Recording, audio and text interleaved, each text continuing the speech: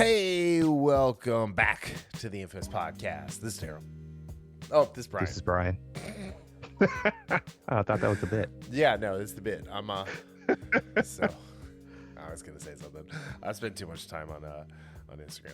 Anyway, Darryl, this is episode 501. His time is up now. What do you think we're talking about tonight? I don't know, but I can't see it. We can see him now, as Brock said. We are talking about Johnathon, Felix, Anthony, Cena Jr. Arguably the GOAT. I'm gonna say arguably. I'm tempted just to give him the GOAT status, because he did it longer than anyone at the top. Yeah. Like I know a lot of people have The Rock in Austin on their Mount Rushmores, but combined they only had about at the top they only had about half the career that Cena had. Mm-hmm. Time wise, I'm not saying they had half the career, but you know what I mean. No, I absolutely. But again, he did your point about being at the top for such a long time is 100% true. I just, as much as I like him and what he's done, for me again, he's not a game changer. He wasn't in as much as I liked his rap again when he was the Thugonomics, which was, by the way, that was great. Many people don't know about that. Word life. Again, because of his limits in the ring, and it's not like saying Stone Cold was the best in the ring. The Rock was, from an athletic standpoint, was great athletically, but his wrestling was. Cena was one of the best on the mic. That's one of those things. But I will have to admit, his overall 20 plus years of being there, of one of the things he was, even though his in-ring performances were, again, they weren't bad all the time, because he's had some, even recently, he's had some pretty good, I really like the Gunther match. Yeah. The AJ Styles match he had, was banger. Oh, that was amazing. But if you're talking about if you're just talking about being on top and doing it well for such a long time, then yes, he's arguably, you can argue. And again, Stone Cold changed things from the sense of, and then everyone wanted to be, it's like the whole Deadpool anti-hero thing, and yeah. I mean, I don't think they're the same. They weren't the same kind of character. But Stone Cold, like you said, Stone Cold was great, but just because of that injury, in the Owen Hart match, he didn't have that time. Yeah, would have been so good to see him. Yeah, more, and then obviously The Rock. He made the right decision for himself because, he made buku bucks in Hollywood. Yeah.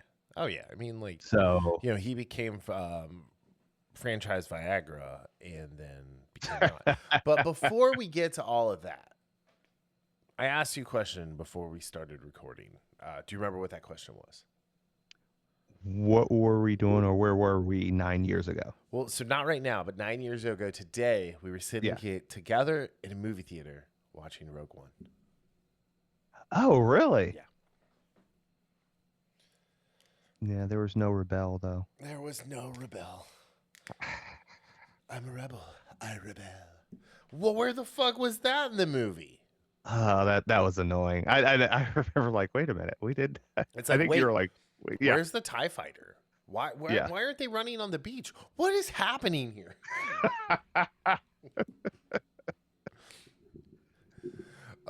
That could have been a bait and switch trailer, because the trailer is freaking fan. I mean, the movie was awesome too. Don't get me wrong. I love Rogue One.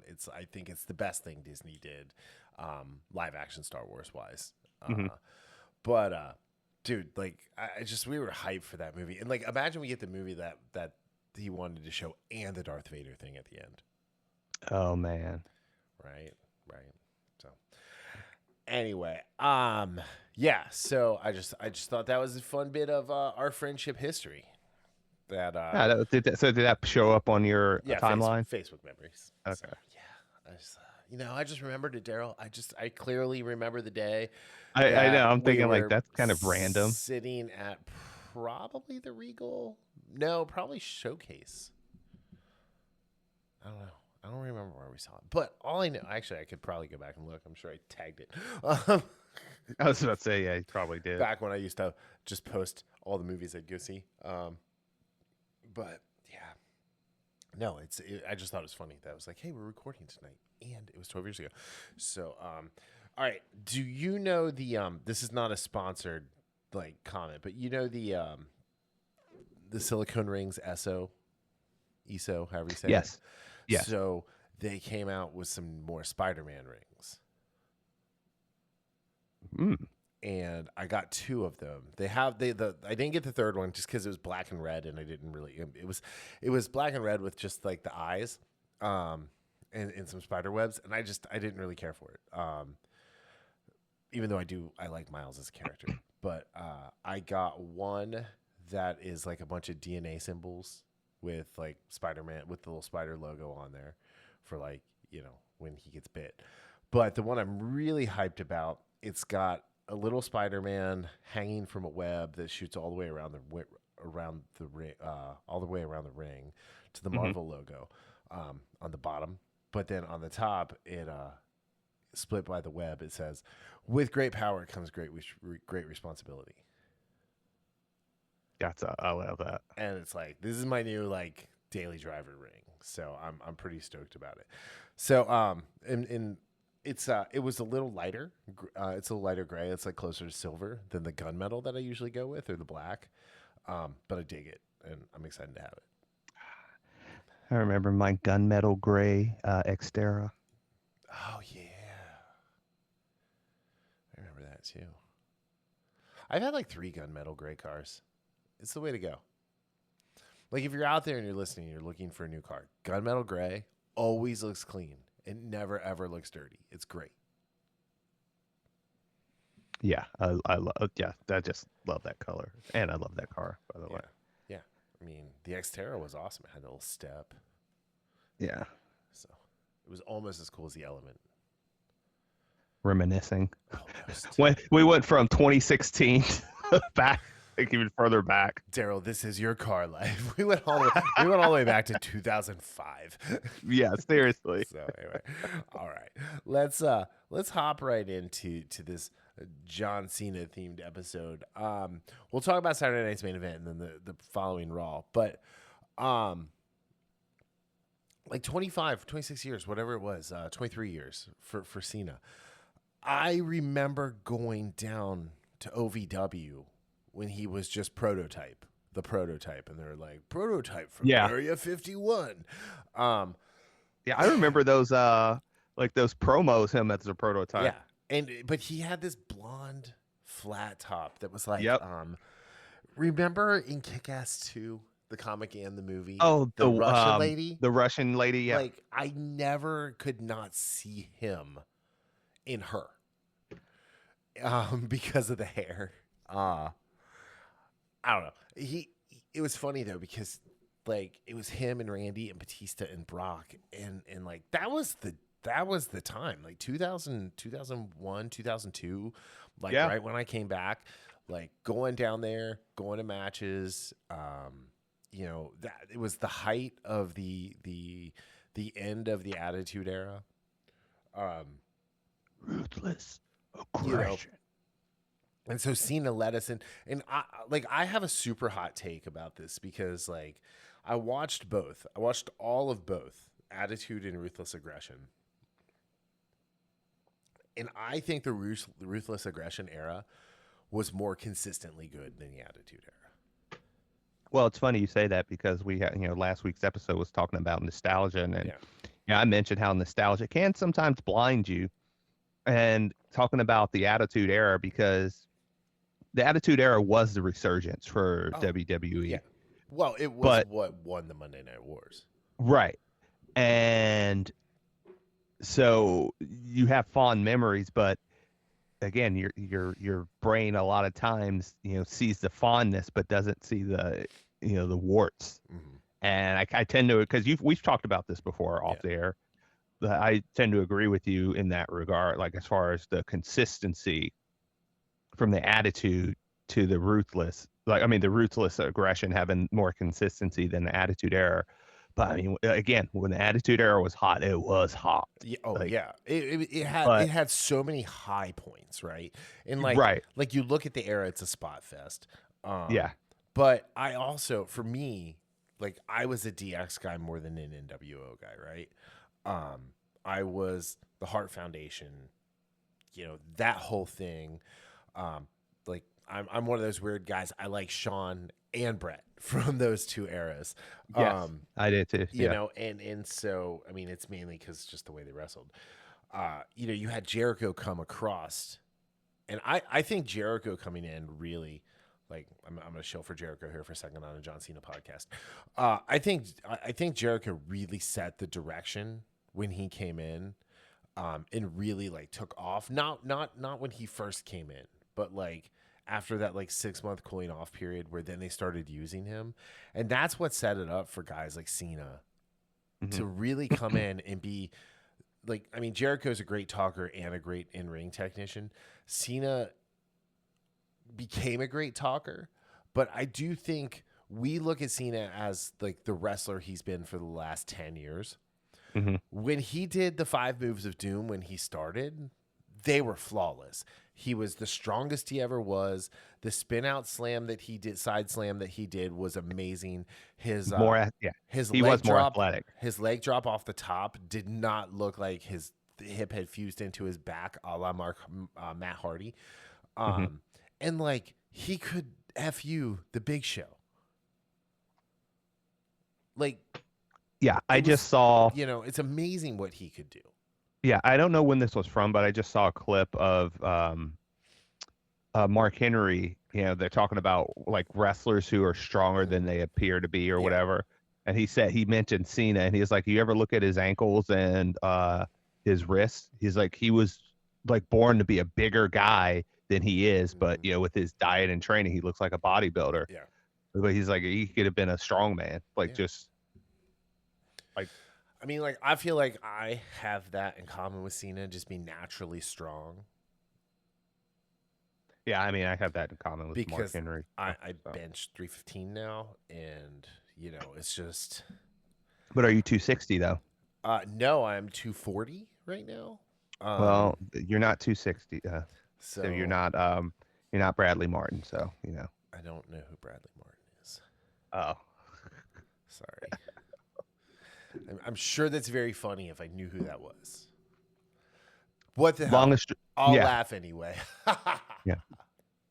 Long of it is he's one of those fitness influencers, like a bodybuilder, and he has a podcast. Oh.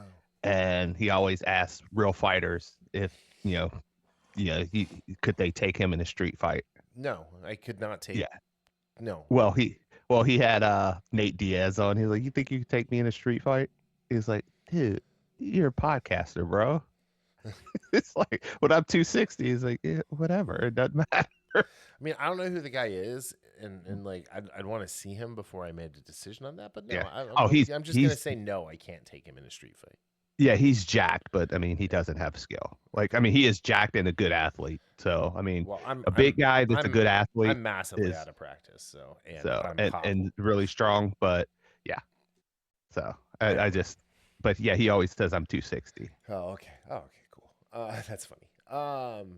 But yeah, no, I'd like so like we get Cena in the OVW with that quad of guys, and they all come up at roughly the same time. There's a few months in between and everything. And it is funny. If you asked me who would have been the first one to leave for Hollywood, it would have been Cena, in my mind, just because he had that look about him of, the Hogan, the Rock, the whatever, who's just going to go and do a whole bunch of dumb comedies. But then the Rock left, and the less said about that, But then when Batista started doing stuff, and he went the opposite way of all these wrestlers, and he went in and just did like character work. Like, I didn't like Batista as a wrestler. I like Batista as an actor. I'd like if Batista's in a movie, I'm like, I'm gonna watch that. I'm gonna give it a shot at least because I think he's done some pretty decent stuff. Like when he died in Spectre, I stopped watching because I just wasn't interested in the movie other than his character. Mm-hmm. When he died in Blade Runner 2049, I stopped watching because, like, why? Yeah, we'll forgive you about that one. Yeah, I mean, I never liked Blade Runner. I wasn't gonna like. I know that's one. what that's why I said I didn't like the. I don't like the Philip K. Dick material is based on. Anyway, yeah, I mean, just like Eli said, nobody's perfect, right? You know? I mean, God, that was great, wasn't it? Oh, I have something to tell you when we're done. Just remind me about that. What Eli said. It has nothing to do with Eli, but it has something. Anyway, but yeah, so Cena comes in and he just kicks off this whole new like ruthless aggression era with prime Kurt Angle. Oh man, like prime, like prime Kurt Angle. But then like he runs through nobody to start. Like he comes in, he has this big to do, and then nothing happens. And he's like, he's told the story. If you're a wrestling fan, let me rephrase that. If you're a WWE fan, you've seen this, probably, maybe not. He was about to get fired, and he just started rapping on the bus, and then Stephanie heard him and like literally gave him his career. Started working with him and that on TV, and then we got the Doctor of Thugonomics, the Word Life. Oh God, yeah. Which like then led into the Super Cena character is what I always like to call it. And the Super Cena character was actually an interesting face for a really long time, and then it just got old. And you know why it got old? Because he wasn't allowed to change. He wasn't allowed to grow as a character because he was, and maybe still is, but like for a long time was, I think Cody is now, the most requested wish for Make-A-Wish. So they can't turn him heel at that point. Yeah. Well, at least with Cody though, and again, it's different now. Again, going back to what we said about Stone Cold and being Cody's an absolute face. Don't get me wrong. Cody has shown sides of him where when he does turn heel, it's one of those things they've been planting those seeds for a while. Yeah. So Cody is not that squeaky clean. He will, when a guy says I give up, he will still hit him with the steps, even though he can't move, like AJ Styles. I always bring that up because I was like, that's not a face move there. That's the Homelander. It's Cody just Lander. all on the I love outside. that. Like Cody Lander is the way to go. Like the Cody Rhodes heel turn. Oh man, is going to be fantastic, and I'm actually really happy Cody wasn't the one to retire Cena. Mm-hmm.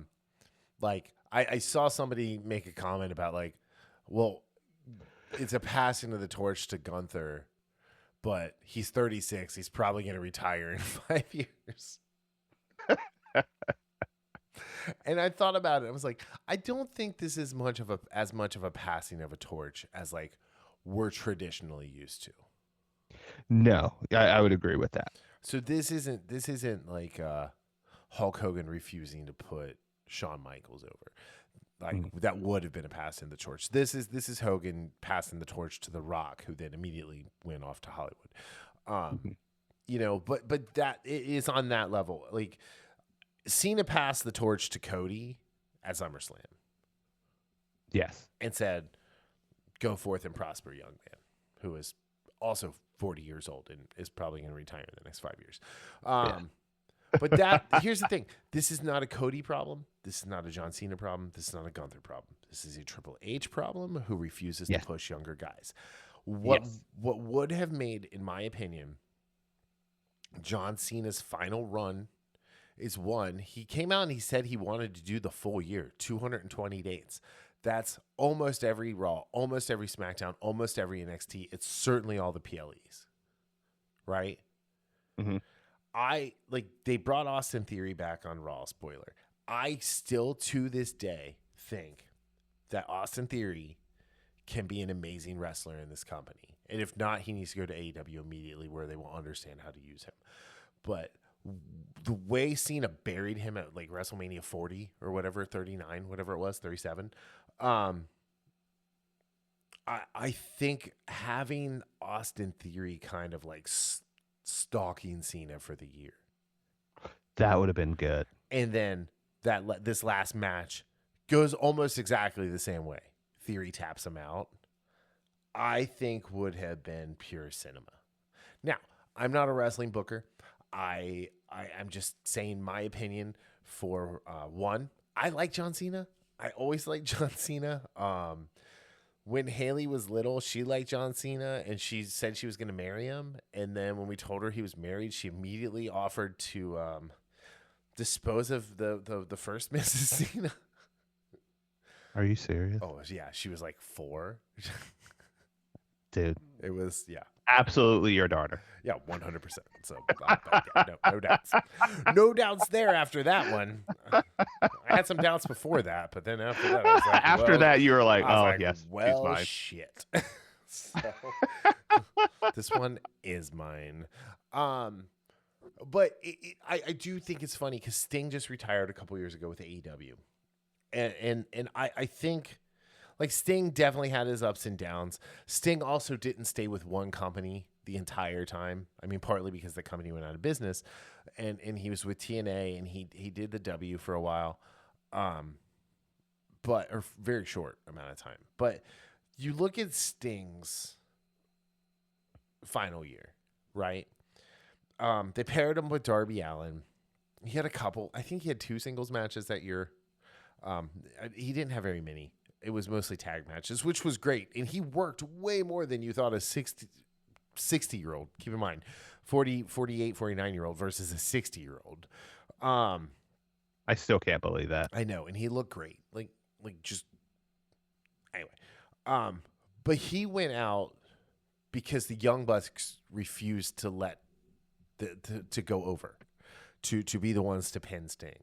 And they weren't going to pin Darby because that's just a cop-out, right? Sting got the pin. He got the win. Now, traditionally, wrestlers go out on their shield and leave their boots in the ring. And, you know, that it is what it is. The Sting one is a little different. And I think people looked at that and they thought, oh, well, that's how Cena should go too. And Cena absolutely went out the way Cena should go out. Yes. Now, Sting got to do a speech. Cena just walked away. I personally think Cena just walking away, because words were such a big part of his career, is a much more like poignant like moment to just go. Absolutely. Yes, because like you said, a guy like that who is known for his words, people would expect so much out of the speech that him just saying it's an honor to serve, you know, as he's looking at the camera and walking away into the back. As he's looking at Stu, that is going to leave an indelible mark, and that's one of those things people are going to remember more than another brilliant promo speech goodbye. That's Cena's great with that. Right. That mark right there, him doing that, and that's all he's him saying and him walking it, like that's people are going to remember that more than they would remember his words. Absolutely, 100%. So I do think it went well. Now, have you heard the conspiracy theory about the end of him tapping out? No.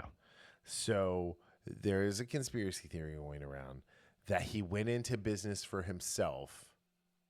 Instead of passing out, he tapped out as a middle finger to Triple H for how he was booked for his final year. I did not see it. Now, I am not like I like a good conspiracy theory, but I am not a believer of conspiracy theories. I have a couple favorites. Large Michael is one of them. this might be my favorite conspiracy theory. Like Brock, the conspiracy that Brock Lesnar went into business for himself and ended the Undertaker streak. Like that's another one that's out there. Like that. What? Yeah. But I'm pretty sure if Brock went into business for himself and did that, even concussed, the Undertaker's coming up from that pin swinging. Like, with legit, like, legit. No, I didn't hear that at all. Yeah. That's crazy. So I don't believe that one either. But I do I do like the idea of this one, because here's the thing, is I do think Cena's last year, from the Royal Rumble till this past Saturday night, was a letdown. And it absolutely was. There's a reason for that. And that reason is named Paul Levesque. Or Levesque. And here's why. Triple H is a douche. And Triple H only cares about Triple H's legacy. And now that he's in charge of his former compatriots from wrestling and sending them off, he's gonna make himself look as good as he can possibly good, because he didn't get to have a last run because of his heart attack. Mm-hmm. Yeah, and he's a petty little man, petty large man. He's not little. And I do think, like, while being at the Rumble, watching the yeet and the oh and the yeet and the oh in Lucas Oil, and just the way it echoed, is a top 5 moment of my life. It was like, it wasn't as like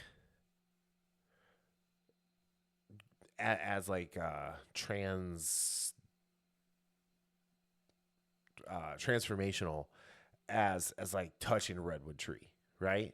That's like touching a 2,000-year-old tree and like looking up at it and like, holy shit, this was here before freedom.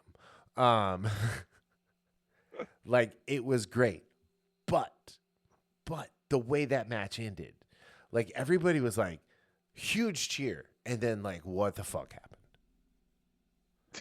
Right? Yeah. And I mean, it was that way with the heel turn. It was that way with the face, back to the face turn. We had face versus face at SummerSlam. We had 5 matches involving Logan Paul, where, like, I am a Logan Paul apologist, yes, but that is far too much Logan Paul. Mm-hmm. I think the highlights of the Cena retirement tour all happened in the last couple months. It was Cody at SummerSlam. It was AJ Styles. It was his stuff with Dom here at the end, and then it was his Gunther match. Absolutely. Yep. The rest of it, I've already forgotten. Yeah. Like, I think he wrestled Nikki Bella at some point. Oh, also part of is that line from the Nikki Bella line from crap. What's her name? My hot husband. Oh, Becky Lynch. Becky Lynch, yeah. Like that's a secondary thing that we got from. Yeah. But that was just like a tangential, like. Yeah, that's what I mean. That's secondary. That's like indirectly. Yeah. We got that from an indirect standpoint. My hot husband. Yeah. You can't see him anymore. Yeah. So I can't do her accent. Yeah. Anyway. But no, I do. Here's the thing, though, is I think pillar to post John Cena is one of the best to ever do it. You see a lot of Mount Rushmores. He is the second guy I put up there after Brett, in my opinion. So yeah. So again, I understand the whole Mount Rushmore he's thing. going to be the biggest, like, as far as mass and size goes. No, I guess. I mean, no, he's not the biggest. They're just like, if you look at wrestling in and of itself, because there are too many wrestlers that have had massive impacts, at least for me, to narrow it down to 4. There are a couple that I could say, okay, like the 2 probably that I would say that would be on mine, and Brett, the only one is the only one that would be no doubter, like not even a question, Yeah. would be Hulk Hogan. Not Yeah. even a question. Oh yeah. Like Hulk Hogan's my But fourth one after on Mount that, Rushmore. Like, but yeah. there's so many. I mean, you got Bruno Sammartino, like you got guys like Harley Race, you have Terry Funk, Ric Flair, Terry Funk, not Mick Undertaker, Foley. John Cena. Who? Yeah, exactly. I mean, Anyway, just so many guys, but so many wrestlers. The Fabulous Moolah. I mean, give the women Stephanie Vaquera's booty. okay, Gooner T. Dude, they have reduced her to just the devil's kiss. I like, And it makes me so sad because like you watch her wrestle and she's awesome, and all the people wait for is the devil's kiss. yeah, and I know we're Anyway, yeah. anyway, yeah. I Like mean, but that's here another. Cena was reduced to the five knuckle shuffle. Yes. So all 10 of the knuckles have shuffled off. Yeah. So, but From this mortal WWE wrestling coil. I want to see him show up at AEW so bad. Dude. I know it's not going to happen. I know It's not, yeah. because he signed a Legends deal. So like we're going to see him again. Like here's the thing, we're going to see him again, but like I do believe he's not going to wrestle again. And I don't think so. Like so we can move on in just a second after this point, but like he even said like the ticket prices were out of control for this final event. He owes it to those fans for that to be his last time wrestling. Mm-hmm. And I love that. And I mean, you saw like that was from, I think it might have been last year or it might have been this year before SummerSlam or whatever. But Randy Orton talking to a fan and then the fan saying how much the tickets were, and he was like, Yeah, he's like, "Oh my what? goodness." Yeah, Yeah. he's like, I'm a millionaire and that's expensive. Right. But I mean, yeah, I honestly it was cheaper. The the Royal Rumble, I think like all in for two of us with like the meet and greets and the hotel and all that was like $5,000. So 2,500 a piece. Mm-hmm. And we were on the second row up from the floor at Lucas Oil. So we were like, actually we had great seats because we were just dead even with the ring. The only thing we couldn't see was the stuff happening on the opposite side, and we were on the hard camera to our back. So great. Like SummerSlam did not spend nearly that much in Cleveland. And we were just, we were just there to cheer and sing. Like there was no seeing what was happening. So like we saw Roman come out. Like that's how like far away we were. Yeah. You were just there so you wouldn't get fired. Fined, I mean. Fined, yeah. So but yeah, but it was worth it. It was so worth it. Watching Dom and Liv like consummate their what was it? Their dastardly turning on Rhea Ripley was great. Oh, that was great. Yeah. But I'm so happy Liv Morgan's back. But yeah, let's actually talk about, because I do think Saturday night's main event is the most John Cena thing to go out to. Basically, the Saturday night's main event was a mix of young and old talent fighting each other. Let me pull up the card. Cody Rhodes, Obafemi, So Cody, Saul Ruka against Bailey. Yeah. Now I don't know the tag team match. Those guys that were Dragon Lee and AJ Styles. Yeah, I didn't catch their names. Okay, so it was. This doesn't have this at all. Oh yeah, so that was Javon Evans, who is an NXT star, and Leon Slater, who is TNA. Okay. TNA guy, but Leon Slater he's WWE bound, just like Joe Henry. It's like he's just TNA until. But okay, so you had Cody versus Obafemi. You had Sol Ruka with Zaira versus Bailey with Lyra Valkyria, AJ and Dragon Lee versus Javon Edwards and Leon Slater, and then Gunther versus Cena. I I liked the whole tournament leading up to the match for who got to face him. Hmm. I will say this though, um, I hated the seeding of the tournament. Like I hated, like one, uh, the Miz should have been in a place where he was closer to the final because, like, honestly, the Miz is one of Cena's like biggest adversaries throughout his whole career, Oh, absolutely. Yeah. right? It's Like, Damian Priest and Rusev. I mean, that might be one of the worst matches I've ever seen. dude, that was not good. It's a Riz black hole. Sheamus versus Shinsuke Nakamura.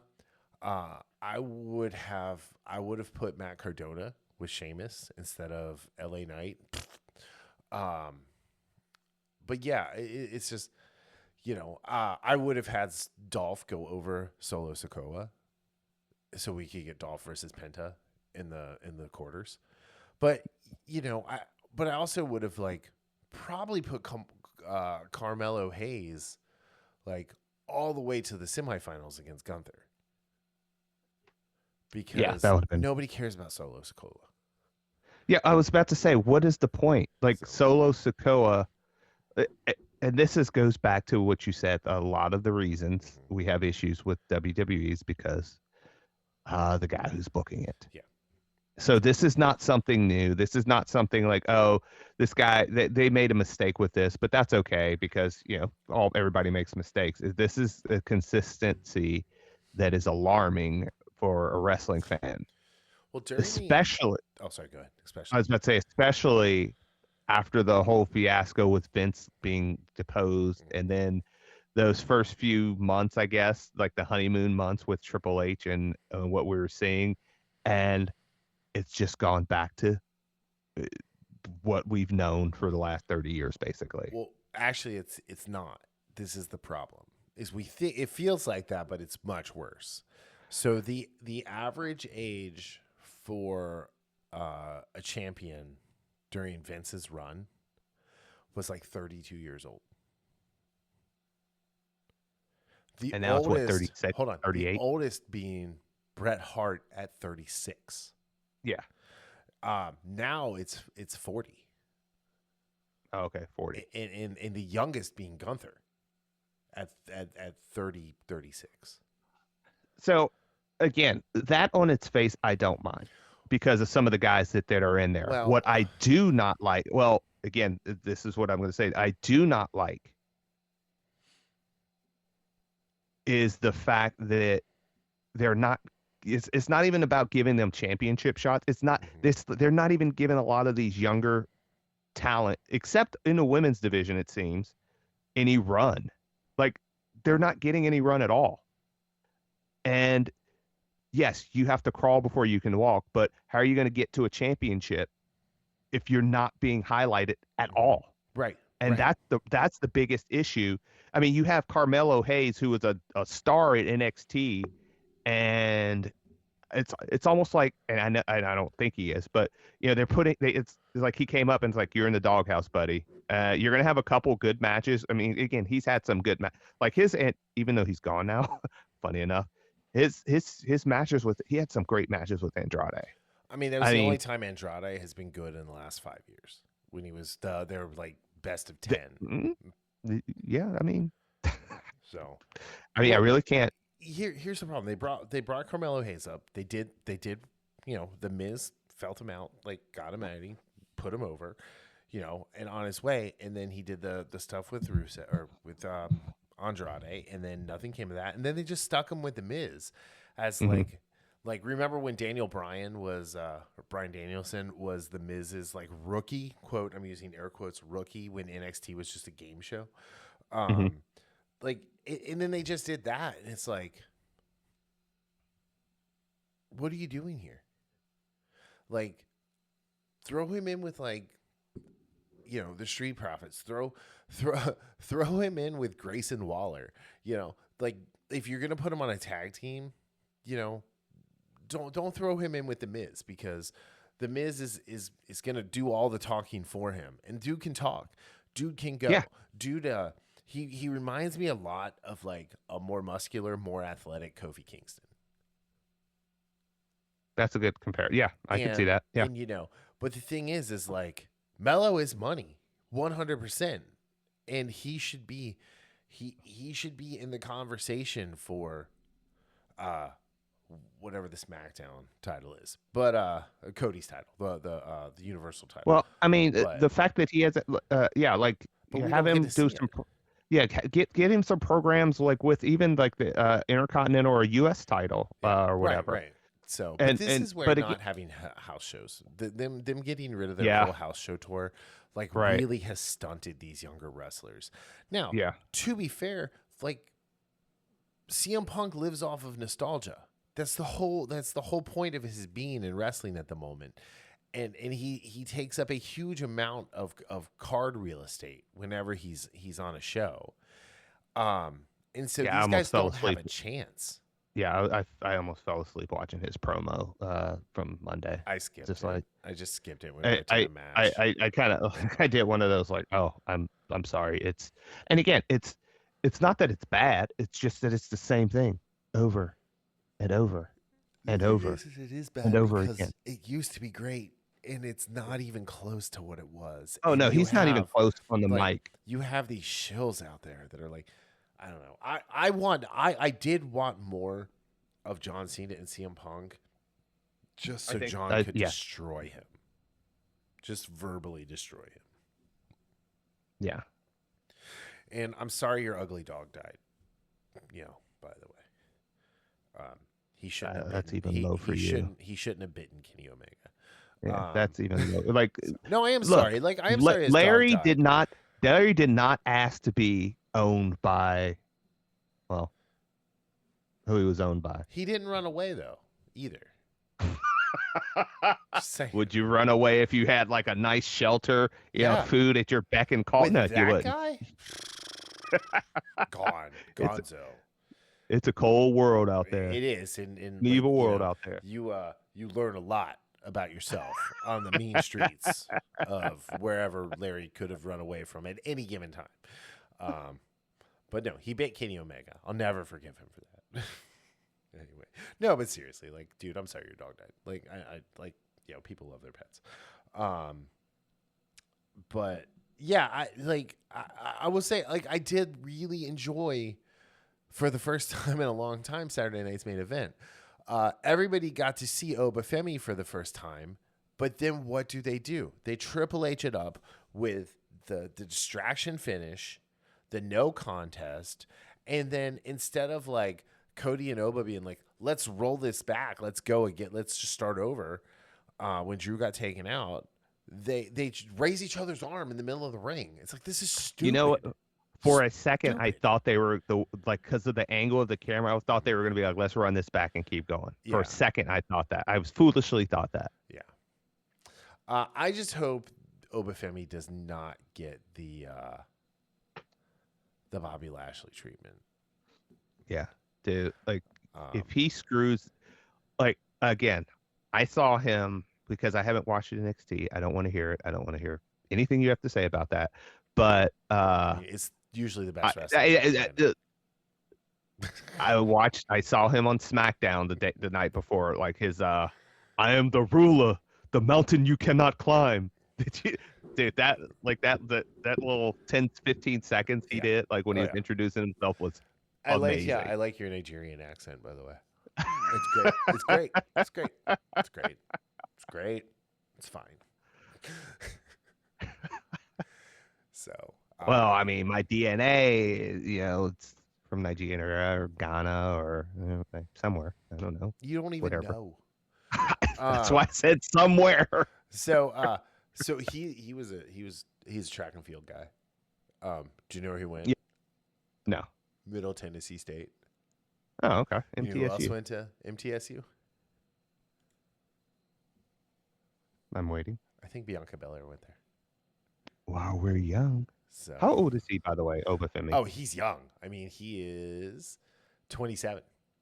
Okay, because the other two guys, and they're both 21. Oh yeah, dude. Oh, we'll get to them in a second. But so here's the thing: Cody is deceptively big. Like, you look at Cody and you don't think Cody is as big as he is. And Cody is a big dude. Cody's tall. Mhm. Cody is big. Cody is had put on a lot of mass since Yeah, the he Dashing Cody Rhodes.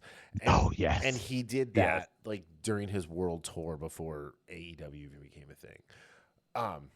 He tossed Cody around like Cody weighs nothing. Oh, Now, man.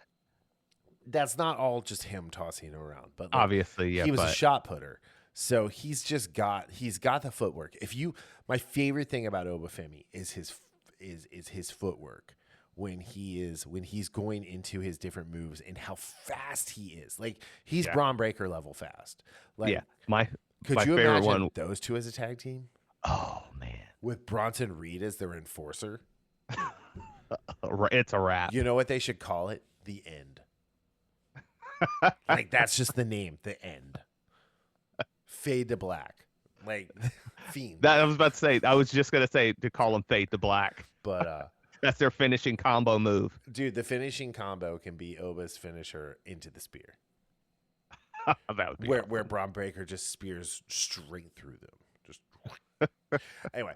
But no, I thought it was a great match to open with. I felt like 9 minutes wasn't really enough. But, it wasn't. You know, I especially with understand. the ending. Yeah, especially because the Saturday night's main event, you get the commercial. So, like, I don't think you got. Well, I mean, but because you get the commercials, the matches are often truncated versus what they would That's be why I in watched a it the next true day. PLE. So, Yeah, I know. I was watching basketball, so I didn't watch it until Sunday morning. I will say this. Cody Rhodes loses nothing putting Obafemi over. No. Loses nothing. And I'm not saying Cody's not the guy who's like, I'm not going to put that guy over. Like, Cody loses when Cody needs to lose. And I'm not saying Cody needed to lose that match, but I do think putting Obafemi over sets him up for 6 months from now when he comes up to the main roster and is the guy. Whatever brand he's on, it just immediately steps into that like top heel role. Yeah. And if you wanted to do the Drew interference, I don't like it, but fine, whatever. The way it was done, and this match was just getting started, basically, really, like from a standpoint of these guys, starting to hit stuff. And it just can't, just the way it happened, and Drew just coming in like in the ring. Just stop with the bullshit. And again, that happened also again in the Raquel Rodriguez, Stephanie Vaquer match yesterday. Yeah. That was just like right before we started. I was finishing up that match, and that happened with Nikki Bella coming out. The Twin Magic came out and just shat all over the bed. So yeah, I don't know. Did you see the whole like home invasion thing with Cody and Drew on YouTube? No. So Nick Aldis goes to Drew's house with camera crew. So like Drew can't turn it around on them later because he's suing them for an unsafe workspace. And it's kind of like they're trying to do like the Hangman and Swerve, and like they can't do that. Well, one, they can't do that. Like they're not gonna have an angry black man standing over somebody's baby in their house. And two, neither of those guys are Swerve Strickland. Yeah. Also, that storyline, I mean, just a little aside, that whole Hangman Swerve story. Oh my goodness. Dude, Hangman burned his childhood house down. Like, I mean, and just sat there and drank whiskey while it burned behind him. It was amazing. That was it. I was like when what the are we kids watching? talk about cinema, that is cinema. I'm like, it was one of those things where I'm like, this is so ridiculous. And I just watched it. This wasn't even as good with like Randy Orton did that to whoever like 10 years ago. It wasn't even as good as when Dom did it to his own dad and got arrested. When he was when like all of a sudden he's like they're rolling up with the police van and they're taking him out like he's Hannibal Lecter. Cinema. But yeah, it doesn't like Drew does not work for me right now. Drew needs to go away. Like no, he needs to actually what I would really like for Drew to do is go back to NXT. not because he needs it, just for the fresh talent to face up against him. Well, Set him up as a baby face again. Like the heel stuff just isn't working. I totally disagree with the heel stuff not working. It's what's not working is what Triple H is doing. And again, it's not just Drew. This is, again, we just talked about Carmelo Hayes. We can go down a list of a lot of players in this game are not getting the run they deserve. And even the ones that we like that are, at the top, you're getting stuff like Obafemi and Cody Rhodes interference. This is, and again, I'll compare it to the Bengals. You have the talent, but you don't have the leadership.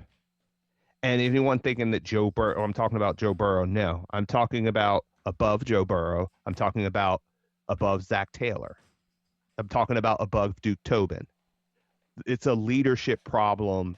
And obviously with stuff like wrestling, when you're writing stories, it starts at the top. And again, we're fooling ourselves if we're thinking we're going to get what we should be getting. There are going to be moments, don't get me wrong. There will be moments where we're like, oh, that was awesome. We're absolutely going to get moments like that. All right, let's move on to the next match. Saul versus Bailey. This was probably my least favorite Saul Ruka match I've watched yet. I think the moment was too big for her. And it's because Bailey had to sit and wait for her to set everything up. Yeah, I was going to say there were a couple moments. Yeah. The dirtiest soul snatcher I've ever seen. Like, she normally hits that like butter.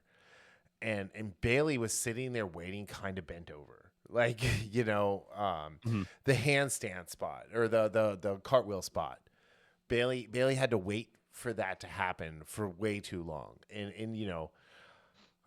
Bailey ended up having to call a lot of that match. Like, you can hear her talking, it's like Saul Ruka is amazing. She's one of the best young wrestlers on the roster, regardless of gender.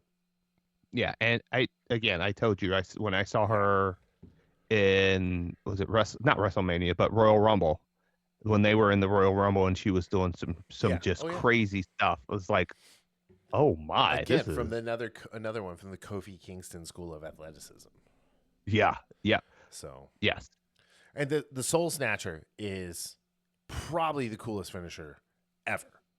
Yeah, I remember seeing that. So, again, I saw that on a clip I was watching a while ago. I sent it to you, and I'm like, watch this and look at her butt. And I was, and I mean, this is a while ago too. Like this might have been before seeing her at Royal Rumble, or something. But yeah, because she was some type of not dance, but tumbling. I don't know what she did in college, but it was along the lines of gymnastics, but not. If that makes sense. So what the stuff she can, her backflip over the rope. Onto the floor was magnificent. I know you're talking about some of the stuff because I noticed. I knew there was a couple moments there were moments like you were saying where Bailey had to wait. Mm-hmm. There was nothing wrong with that moment right there. No. I mean but that's one of the examples I do think the moment was just a little too big for her and she was thinking too much instead of wrestling. So it does not take anything away from how amazing she is, though. Well, no, but I will say this: while you can see that, especially in some of the moves, I don't know if I saw it on all, but I definitely saw a couple moments where it was okay, let's get in the right position, that and the other. The moves were so fantastic. A lot of people will see that and be drawn to her for her ability to do that. So 100%. In that regard, so it's like one of those instances where you're definitely not clean. Mm-hmm. You aren't throwing your punches clean, you aren't slipping clean, but you showed the talent, and it's going to get people talking. Yeah. So in that regard, because again, NXT compared to Raw and stuff, it's not getting a lot of viewership. So a lot of people have not seen her. Right. Just like Obafemi. Right. And that's why one of the things I did like about this card as a whole is getting, we're talking about, these 40-year-old champion average championship, age, and you're getting all this young talent that we really don't see. And it's given, might be giving people hope, or hopefully it'll turn eyes to NXT. And so when these people get called up, they're going to have that built-in fan base, and not just from NXT, but from people that saw them, here. Yeah. So I did like, I thought it was solid to have her go over on Bailey. Yeah, I agree. I mean, I definitely think that was the right move. It was, like I said, it was just but plus, like, my girl's got all that cake, so it's all good. Again, Bailey's another one where, that's an example of, like, I just not sure where they're going with her. I mean, she's probably going to show up as Mercedes Monet's, like, tag team partner at some point in the next 2 years. Like, I mean, because I'm talking about, like, the character, like, crazy Bailey versus. They have no idea. I mean, they abandoned that already. Like, they took her out of WrestleMania the day before WrestleMania because reasons. Like, what they did with Becky Lynch, they easily could have done on the Ram, and it would have been an even bigger moment because she could have done it to Lyra and Bailey. Yeah, and also, even though I thought her match was good with when she beat Becky Lynch. Yeah, I just watched Maxine Dupree against Ivy Nile from yesterday. Dude, that was a great match. I disagree. Like, that was sarcasm, because you're talking about setting stuff up. Dude, you can see Ivy Nile getting visibly upset. Yeah. That she's like, I have to put this bitch over. Which, by the way, I was like, I didn't realize, like, she changed her hairstyle. Yeah, I like I hadn't seen her in a while. Yeah, I like it. Yeah, it's great. And I mean, Maxine's getting better. Like, I've seen her better than this. Like, yeah, I mean, but yeah, no, I know what you're saying, but yeah. I thought you were about to say, like, what? Are we watching the same match? No, it's just because Maxine's gorgeous. Yeah. So, all right. So, AJ Styles and Dragon Lee versus Javon Evans and Leon Slater. Like you said, the boys are young. They're young bucks. Javon Evans is gonna be the guy. He's gonna be the guy. He's gonna be like, I would be perfectly happy if he, like, became world champion at, like, 22. Like, I know Triple H doesn't do that kind of stuff, but, like, let's give him that youngest champ ever and, like, see what he does with it. I really enjoy watching him. He actually made me, like, interested in watching an Ethan Page match. So how is he on the mic? He's good. I mean, he's a kid. He's good. He's he's not new to wrestling. I mean, he's been wrestling for a little while, like I said, but, like, he's good on the mic. He's gonna be great. And then Leon Slater, who's with, going back and forth between WWE and TNA, he's an X Division champ. Oh, okay. He beat Moose. Sam Winchester? No, Moose. Anyway, not that floppy-haired loser who drags Dean down literally to hell. But what was I saying? Oh, no, like, but yeah, Leon Slater, he's another fantastic one, and he is also 21 years of age. Yeah. And I just think, that with the two of them, plus Leon's from England, so he's got that wee bit of accent, don't he? But like, if they can get Leon Slater away from TNA, bring him up with Javon Evans as a tag. Oh, that would be great. That would be awesome. Throw them in there with the New Day. Throw them in there with the Usos. Throw them in there with DIY. Let's go. I mean, I do think, and I will say this. of all the matches, this was the only one where I thought the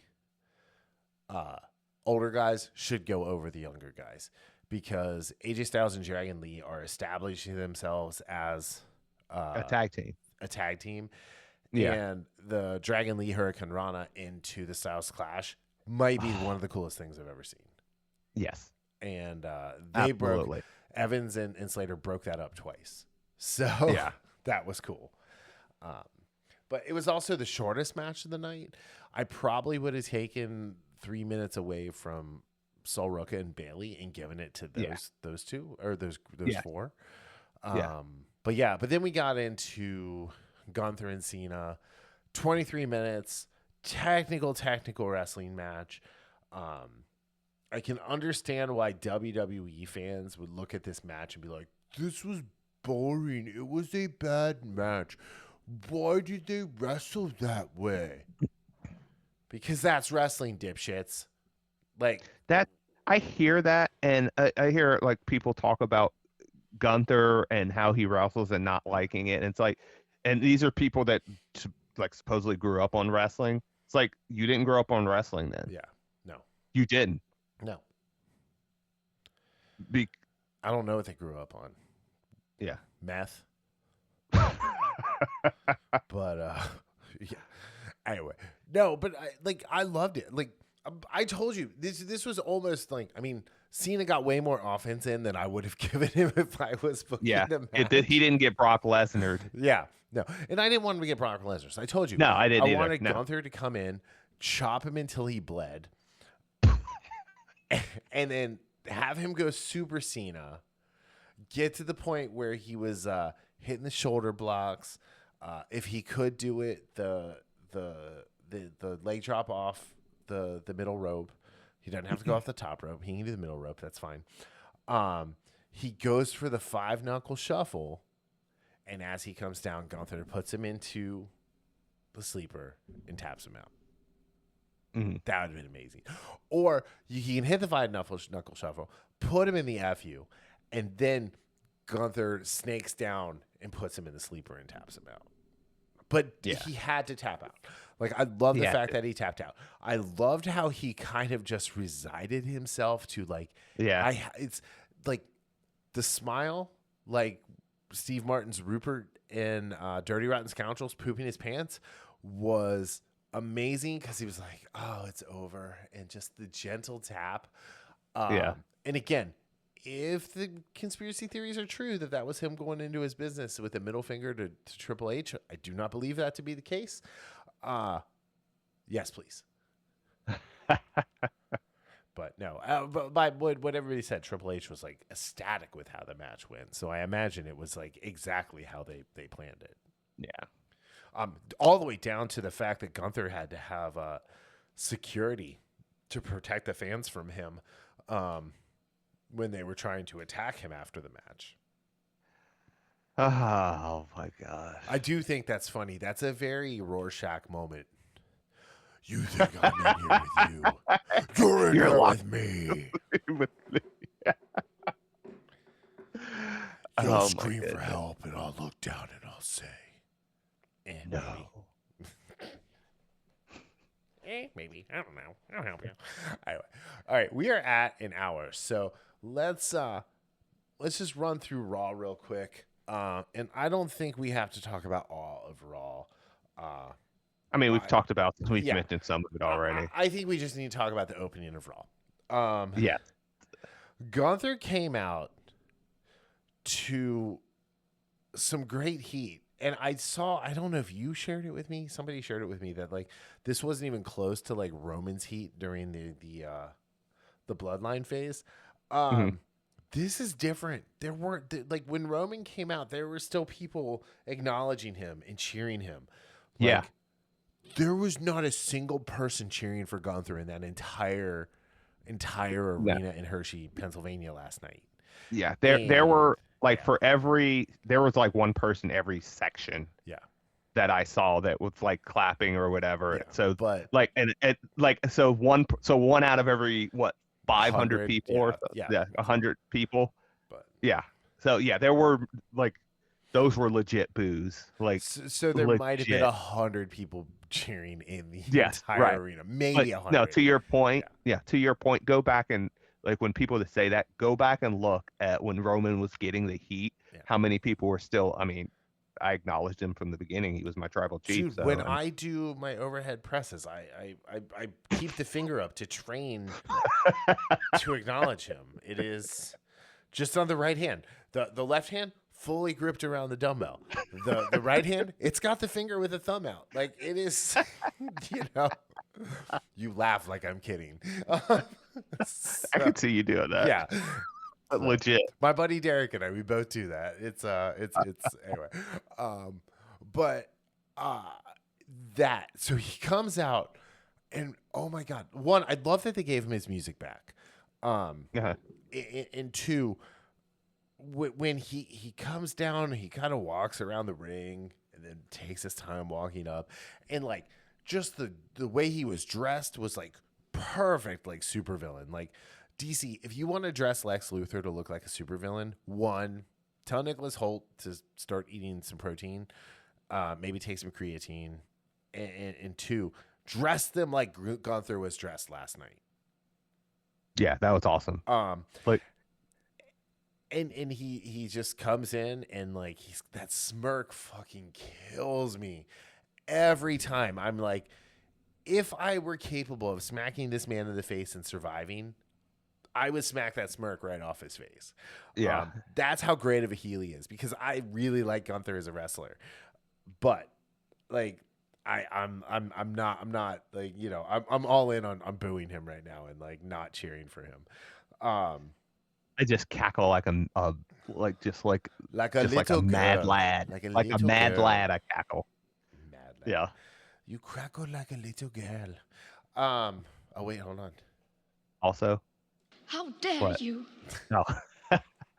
Also, it's just it popped up in my head watching it as like, yeah, he just wouldn't quite be as successful if they didn't change his name from Walter. Like Walter does not have the same ring as Gunther. I don't know. It was pretty good, like Walter.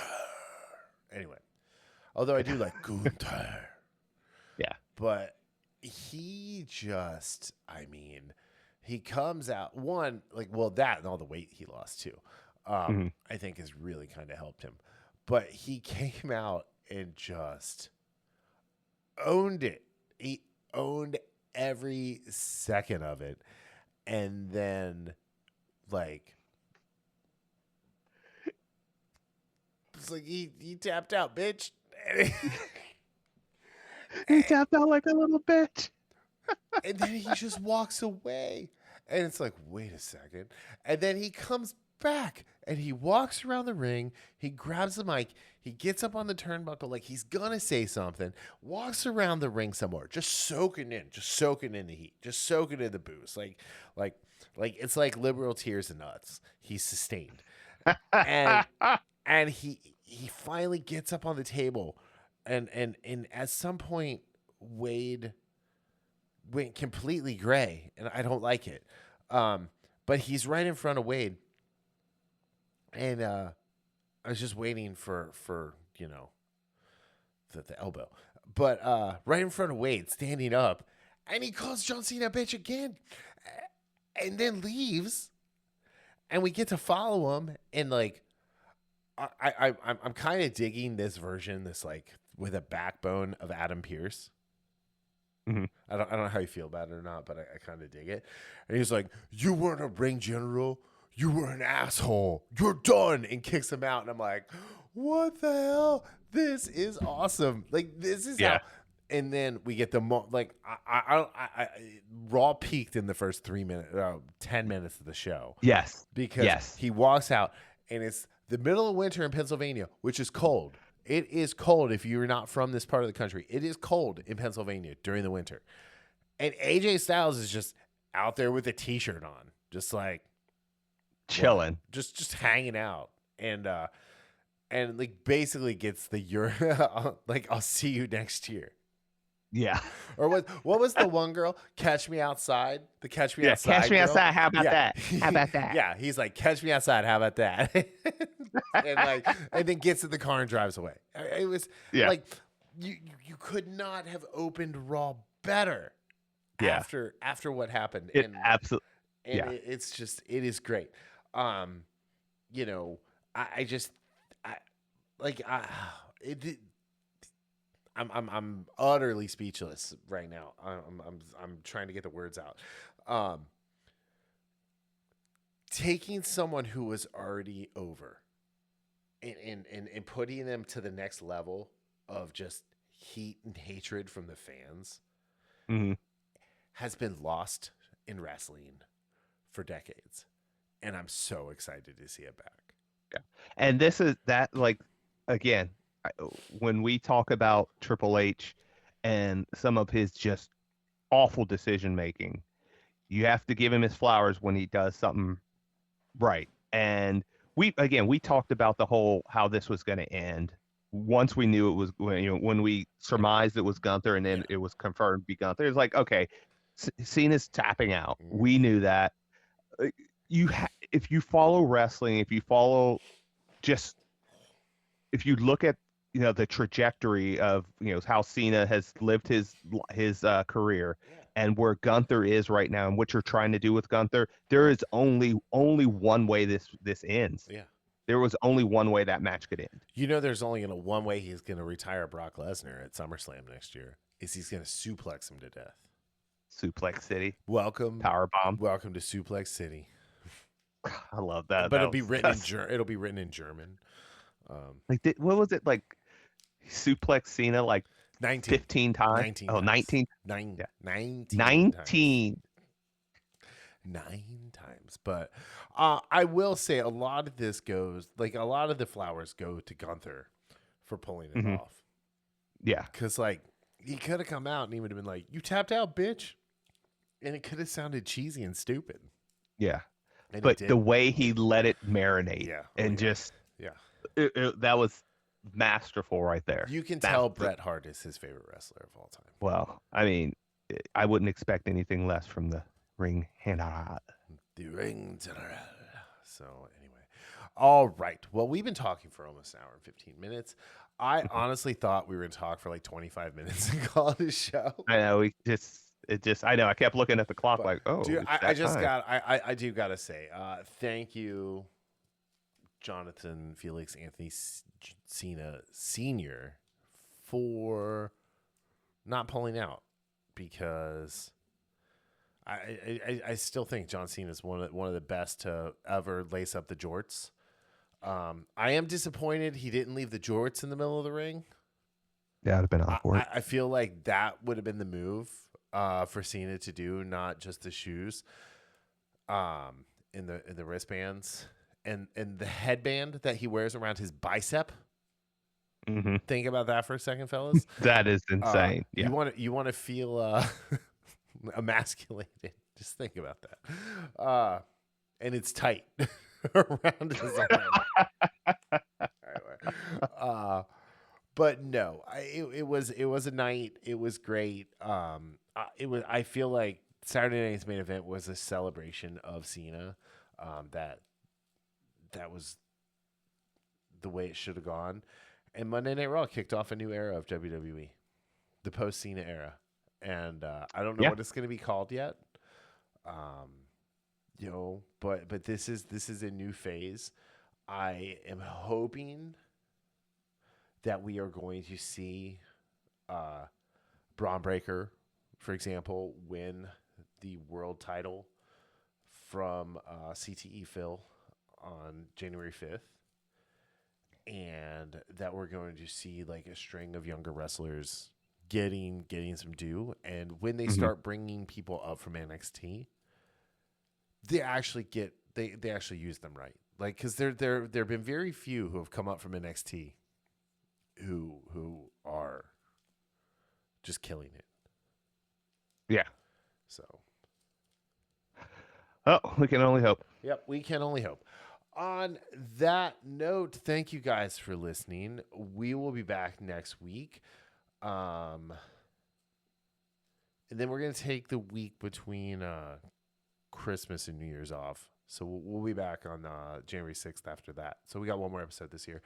And then we'll come back with our best movies. So it'll give Darryl time to go see Avatar.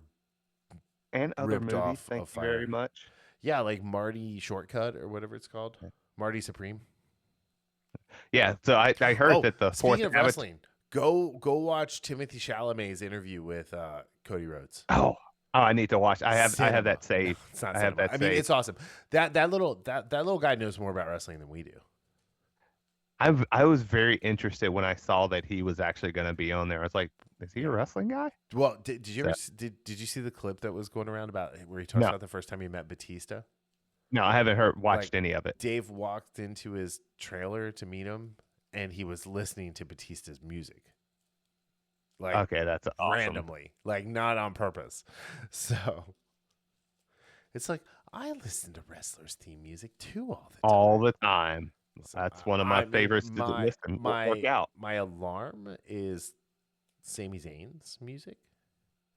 So as soon as it says "Let's go," I get up, and I'm pumped like Sammy. And then my phone ringtone is "It's all about the boom." Adam Cole, baby. Anyway, so that's what we're doing for the rest of the year. Thank you all for listening. We appreciate you. We'll be back next week, and then, like I said, we're off for the year. Darryl, any last words? Nope. All right. Just glad I got to see Cena do it. Thank you for listening. And don't forget to be infamous.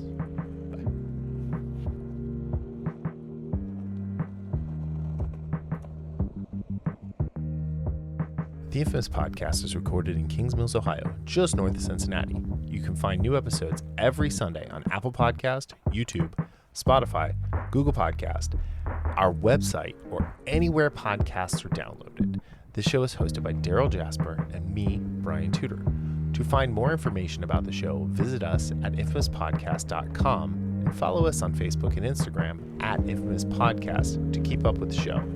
We also have a Patreon page, patreon.com/infamouspodcast. We have some great rewards for our patrons and are looking for help to grow the show to bring you more of the content you want to hear.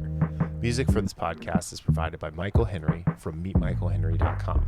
So, whenever you're listening to us, have a great day, night, evening, weekend, whenever it is, and we'll see you next time. Thanks for listening.